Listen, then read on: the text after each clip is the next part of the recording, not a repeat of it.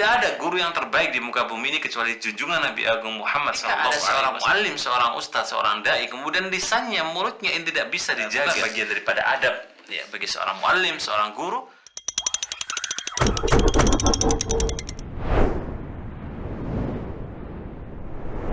Bismillah. Assalamualaikum warahmatullahi wabarakatuh.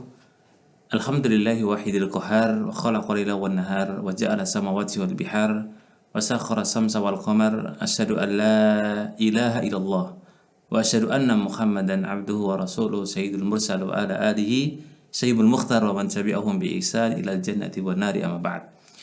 Jamaah sekalian kaum muslimin, sahabat MPD dimanapun antum dan antuna berada, arsadana wa arsadakumullah. Alhamdulillah wa syukurillah kita bisa berjumpa kembali di majelis Tawasau bil Haqq wa Tawasau bis Sabr. Semoga liqa kita, majelis kita menjadikan pertemuan kita menjadi barokah dan menjadikan salah satu di antara tempat yang bisa menjadi saksi nanti di hadapan Allah Subhanahu wa taala. Tapi jamaah sekalian kaum muslimin wal muslimat rahimakumullah, kita akan menyambung kembali di pembahasan adab ya. Di mana pada pasal ketiga di sub pembahasan yang ketiga, sebagaimana bisa dilihat di video-video sebelumnya, pembahasan sebelumnya, bahwa seorang muallim, seorang guru hendaknya dia menyampaikan terhadap audiennya, terhadap jamaahnya, terhadap santrinya dengan penuh adab, dengan penuh bagaimana kelemah lembutan. Dan ini poin kita yang ketiga.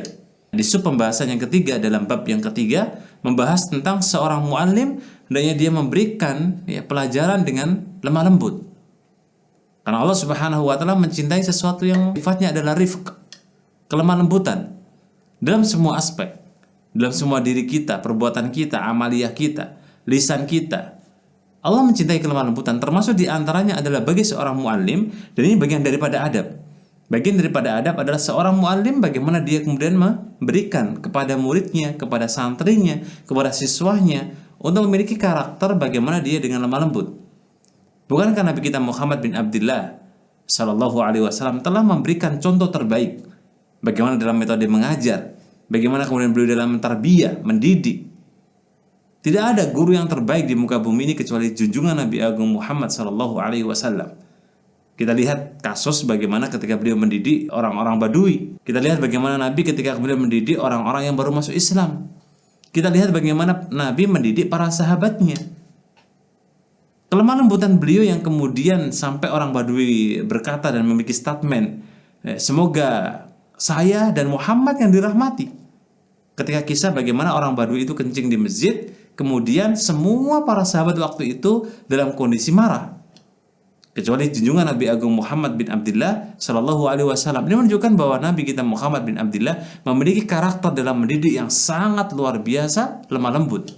Tidak ada kemudian beliau marah di situ, tidak menunjukkan kemudian beliau dalam kondisi kemudian tidak suka.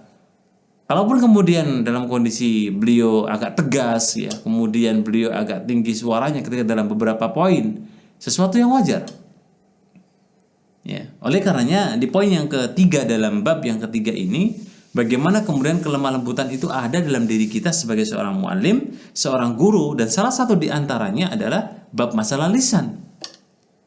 Seorang muallim, seorang guru itu ketika kemudian dia berbicara kepada audiennya, berbicara kepada santrinya, kepada siswanya, itu bagaimana terlihat, tercermin ya, terkait dengan karakternya adalah kelemah lembutan. Ya, jemaah sekalian kaum muslimin wal muslimat rahimana wa rahimakumullah. Sehingga ketika ada seorang muallim, seorang ustadz, seorang dai, kemudian lisannya, mulutnya ini tidak bisa dijaga, kemudian ucapannya tidak bisa terkontrol, dan suka berbicara dengan bicara yang kasar, bahkan naudzubillah, bicara sesuatu yang kemudian itu tidak layak disampaikan oleh seorang muslim sekalipun. Terkadang terucap di situ, terkadang kemudian terlontar di situ. Ya, padahal dia seorang dai, seorang mubalik yang dia menyampaikan adalah kalamullah wa kalamur Rasul sallallahu alaihi wasallam wa kalami ashabi wal ulama wa tabi'in. Tapi terkadang kemudian lisannya kotor dengan cacian, dengan gunjingan, dengan hinaan, dengan caci makian, dengan hibah dan lain sebagainya.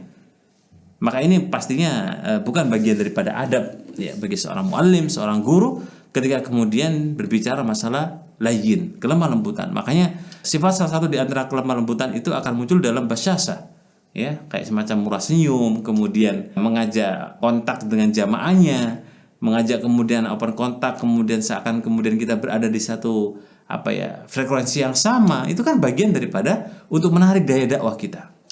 Ya, semoga sedikit memberikan manfaat dan bisa kita amalkan dalam kehidupan kita sehari-hari. Wallahu a'lam bishawab. Assalamualaikum warahmatullahi taala wabarakatuh.